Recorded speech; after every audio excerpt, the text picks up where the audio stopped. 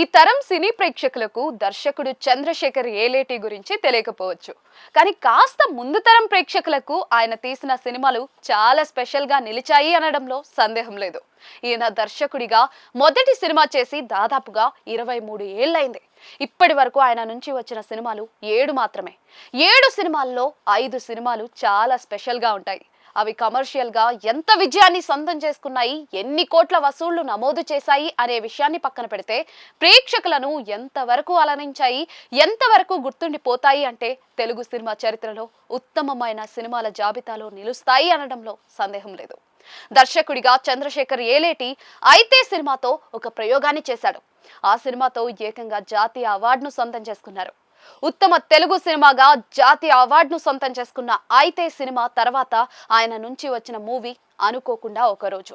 విభిన్నమైన ఆ కాన్సెప్ట్ ఇప్పటికీ కూడా ఎంతో మంది ఫిల్మ్ మేకర్స్ కి ఇన్స్పిరేషన్ అనడంలో సందేహం లేదు.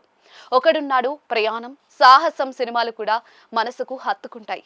ఇలాంటి విభిన్నమైన ఆకట్టుకునే ప్రయోగాత్మక సినిమాలను ప్రేక్షకుల ముందుకు తీసుకువచ్చి పలు నంది అవార్డులను సైతం అందుకున్న దర్శకుడు చంద్రశేఖర్ ఏలేటి కమర్షియల్ గా మాత్రం హిట్ కొట్టడంలో విఫలమయ్యారు. ముఖ్యంగా ఆయన చివరి 2 సినిమాలైన మనమంతా చెక్ తీవ్రంగా నిరాశపరిచాయి. దాంతో ఆయన సినిమాలకు దూరంగా ఉన్నారు. కొన్ని సినిమాల చర్చల్లో పాల్గొంటున్నారనే సమాచారం ఉంది, కానీ ఆయన సినిమా చేస్తాడనే వార్తలు ఇన్నాళ్ళు రాలేదు. ఎట్టకేలకు చంద్రశేఖర్ ఏలేటి కొత్త సినిమాతో ప్రేక్షకుల ముందుకు వచ్చేందుకు రెడీ అవుతున్నారనే వార్తలు వస్తూ ఉన్నాయి. ఆయన ప్రతిభపై నమ్మకం ఉన్న ఒక నిర్మాత వెళ్లి స్వయంగా అడ్వాన్స్ ఇచ్చి తన బ్యానర్ లో ఒక సినిమాను చేయాల్సిందిగా విజ్ఞప్తి చేయడం జరిగిందట.